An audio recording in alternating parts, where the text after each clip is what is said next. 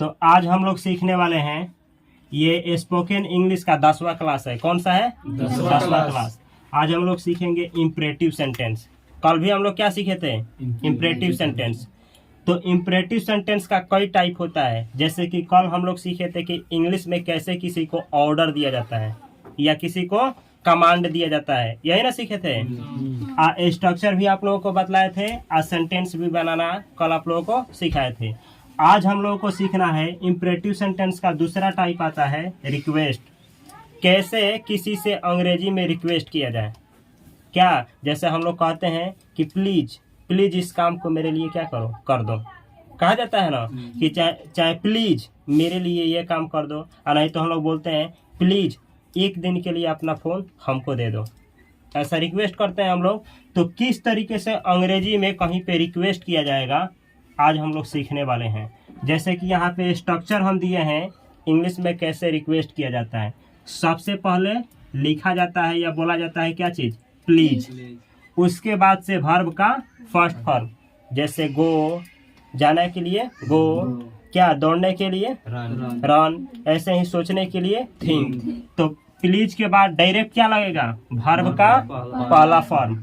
उसके बाद से ऑब्जेक्ट। ऑब्जेक्ट का मतलब हुआ जैसे आई के लिए मी, ठीक है, और लड़की रहेगी तो उसके लिए हर, लड़का रहेगा तो हिम, आप के लिए यू, ठीक है, दे के लिए देम।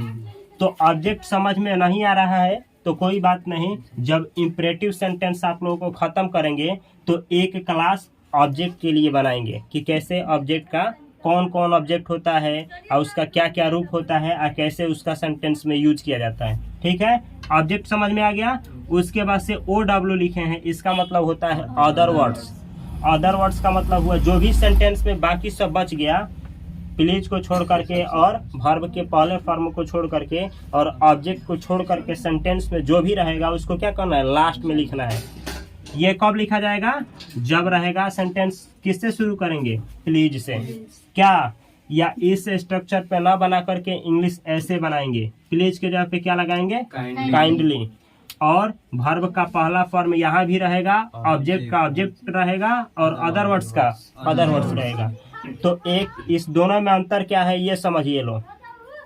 जैसे इसको इनफॉर्मल माना जाता है। इनफॉर्मल का मतलब हुआ कि इसका प्रयोग हम लोग अपने फ्रेंड सर्कल में करेंगे, दोस्ती यारी में करेंगे, ठीक है।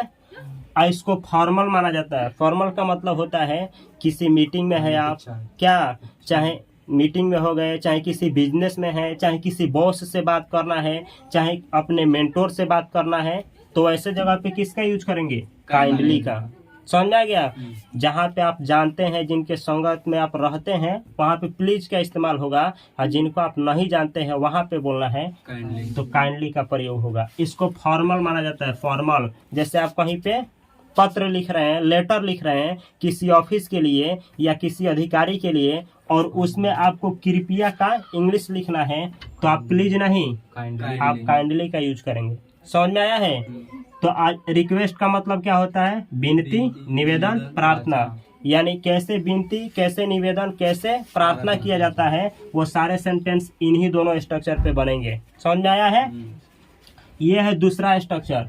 या फिर तीसरा स्ट्रक्चर होता है कि काइंडली को हम पहले न लगा करके लास्ट में लगाएंगे। लास्ट में ये जो काइंडली है इसको हटाएंगे और अदर वर्ड्स के बाद यहाँ कामा दे करके क्या करेंगे? सेंटेंस में लगा देंगे, तो वो भी सही होगा। जैसे कि कुछ यहाँ पे उदाहरण है, एक एक करके देखा जाए।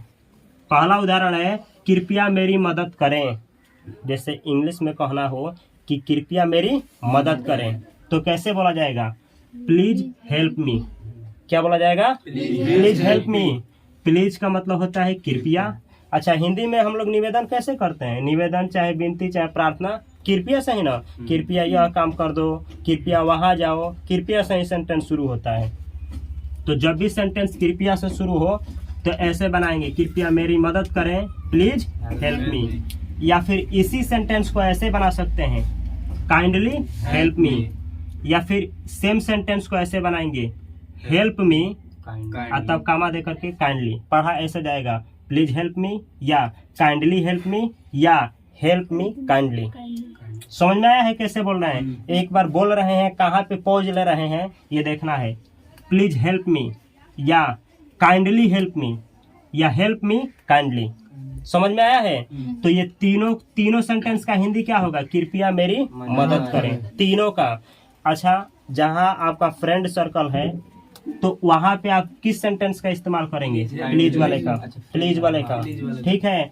कहीं आप ऑफिस के जगह पे कर रहे हैं, या किसी मालिक के पास आप कर रहे हैं, चाहे कोई अधिकारी है उनके सामने आप बात कर रहे हैं, तो किस सेंटेंस का आप यूज करेंगे? ये वाला का, और नहीं तो ये वाले का। दोनों सेंटेंस क्या है? बेस्ट है। समझ में आ गया पूरा? फिर आगे एक सेंटेंस है, कृपया बाद में फोन करें। रिक्वेस्ट किया जा रहा है कि कृपया कॉल करें, लेकिन कब? बाद में। तो इंग्लिश में ऐसे ही बोला जाएगा, please call me later, please call me later, please call मी। देखिए, प्लीज यानी कृपया, कॉल यानी कॉल करें, मी यानी मुझे, लेटर यानी बाद में। तो इसका हिंदी क्या हुआ? कृपया बाद में मुझे कॉल करें। समझ में आया है? कृपया बाद में मुझे कॉल करें। ये सेंटेंस कहाँ पे यूज किया जाएगा? वहां पे अपने फ्रेंड लोगों के साथ, मतलब इनफॉर्मल ये तरीका है, इनफॉर्मल। ये फॉर्मल, फॉर्मल का मतलब होता है किसी अधिकारी के पास। क्या औपचारिक तरीका है ये? औपचारिक। अच्छा, इस सेंटेंस का यूज आप अपने दोस्तों के बीच भी कर सकते हैं। इस वाले सेंटेंस का यूज, काइंडली का यूज दोस्तों के साथ भी हो सकता है, अधिकारी लोगों के पास भी हो सकता है, लेकिन इसका केवल नहीं, ठीक है, इसको रूड माना जाएगा। ये पोलाइट रिक्वेस्ट होता है, पोलाइट मतलब विनम्र तरीका है, काइंडली, ठीक है।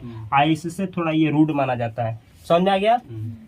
तो कृपया बाद में फोन करें, ऐसे बोलेंगे प्लीज कॉल मी लेटर, और नहीं तो दूसरा तरीका है काइंडली कॉल मी लेटर, और नहीं तो ऐसे ना बोल करके ऐसे बोलेंगे कॉल मी लेटर काइंडली। यहाँ पे काइंडली लिखे हैं, कॉल मी लेटर काइंडली। ये तीनों सेंटेंस क्या है? सही है।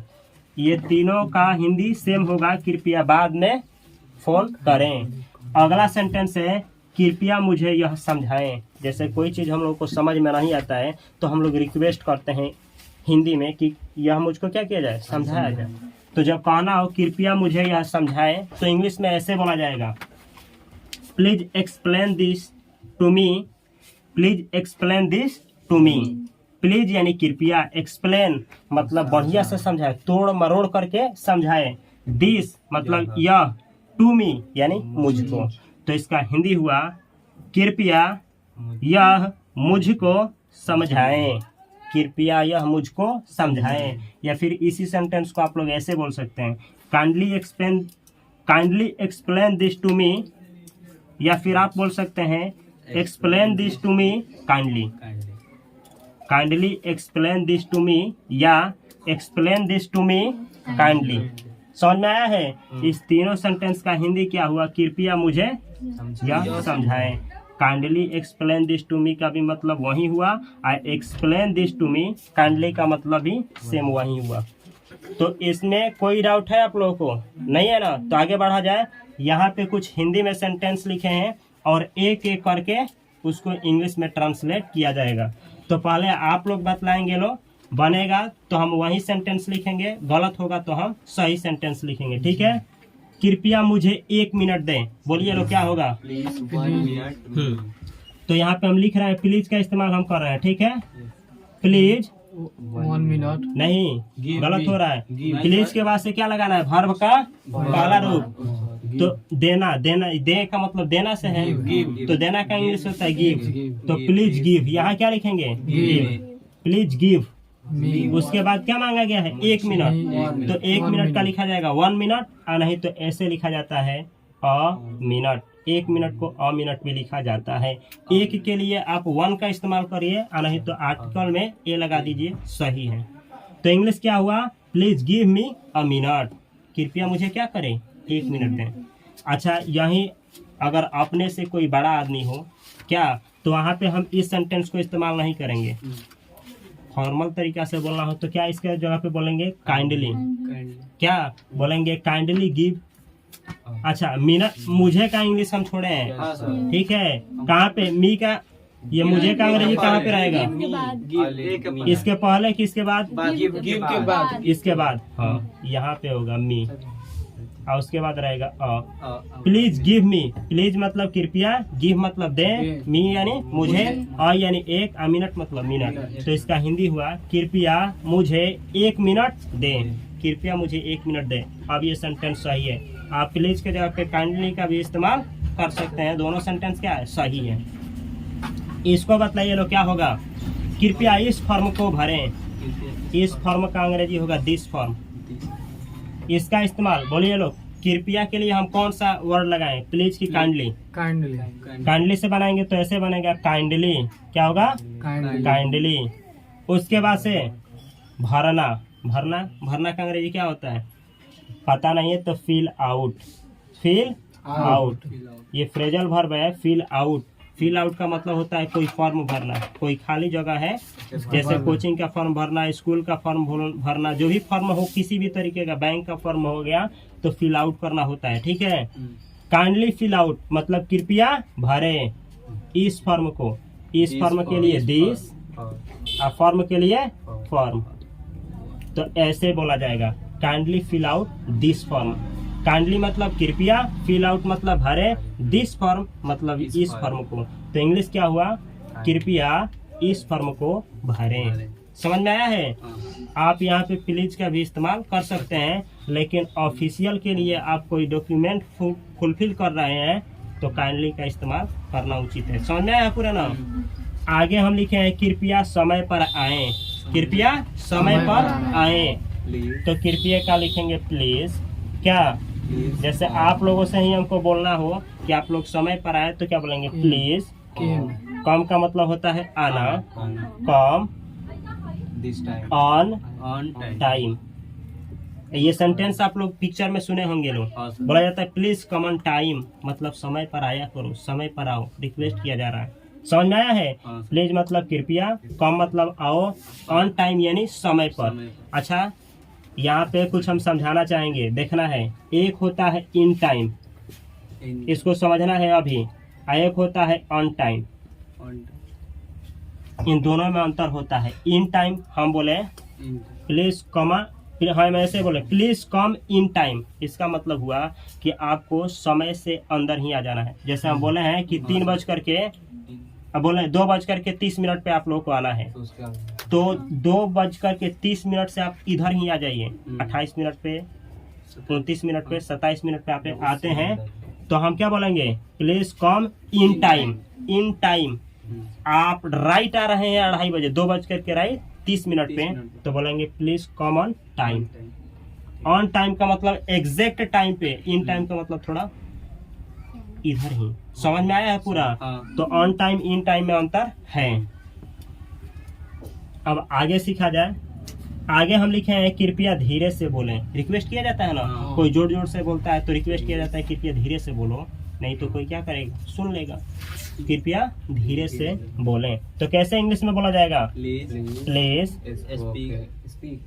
स्पीक, वर्ब का पहला रूप स्पीक, स्लोली मतलब स्लो स्लो बोलना है, जोर से नहीं। Please speak slowly. अच्छा, इसको दूसरे काइंड का इस्तेमाल, काइंडली का इस्तेमाल कैसे करेंगे बोलिए लो। तो हम यहाँ पे लिखेंगे काइंडली, काइंडली क्या, स्पीक क्या, इसका स्लोली। अच्छा, तीसरा तरीका क्या है ये भी बताइए लो। इसी को या हम ऐसे लिखेंगे, सबसे पहले स्पीक स्लोली, सबसे पहले लिखेंगे स्पीक, तब लिखेंगे स्लोली, तब कामा देंगे, कामा ऐसे कामा, तब इस्तेमाल करेंगे किसका, काइंडली का। लास्ट में लिखेंगे ऐसे काइंडली। पढ़ेंगे ऐसे, कृपया धीरे से बोलें, अंग्रेजी ऐसे बोलेंगे प्लीज स्पीक स्लोली, या फिर ऐसे बोलेंगे काइंडली स्पीक स्लोली, या नहीं तो ऐसे बोलेंगे स्पीक स्लोली काइंडली। पहले इसको बोल करके थोड़ा सा पॉज देना है और लास्ट में बोलना है काइंडली, स्पीक स्लोली काइंडली। समझ में आया है। ठीक है सर। तो इस तरीके से कोई भी सेंटेंस बनाया जाता है। ये सारा सेंटेंस इंपरेटिव सेंटेंस है, और इंपरेटिव सेंटेंस में रिक्वेस्ट वाला सेंटेंस है। कैसे कभी भी अंग्रेजी में रिक्वेस्ट कहीं पे किया जाता है, समझ में आया है। तो आप लोगों के सामने हम कुछ सेंटेंस बोलेंगे हिंदी में, और आप लोग क्या करेंगे, उसको इंग्लिश में ट्रांसलेट करेंगे ऐसे ही। चलिए लो, हमारे साथ प्रैक्टिस करिए लो। कृपया मुझे अपना कलम दो। क्या होगा? Please give me your pen. Please give me your pen. कृपया मुझे अपना कलम दो। समझ में आ गया? ठीक है, तो ये पूरा समझ में आ गया है ना? तो अगले टॉपिक, जब अगला वीडियो आप लोगों को सिखाएंगे तो उसमें सिखाएंगे कि कैसे इंट्रोगेटिव सेंटेंस बनाया जाता है। इंट्रोगेटिव मतलब जैसे मना किया जाता है, वहां मत जाओ, ये मत करो, धूम्रपान करना हानिकारक है, चाहे ज्यादा मत बोलो, ज्यादा मत सोचो, मना किया जाता है ना। तो ऐसे सेंटेंस को कैसे बनाया जाता है वो अगले क्लास में कल आप लोग सीखने वाले हैं। क्या